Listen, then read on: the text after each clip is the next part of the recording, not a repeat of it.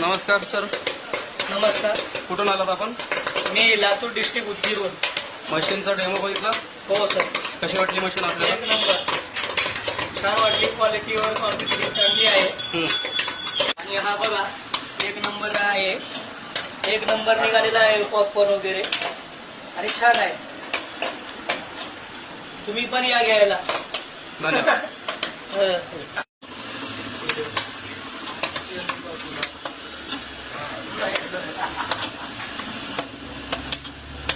Address वगैरे सांग तुम्ही आता सांगतो घ्यायला या म्हणून.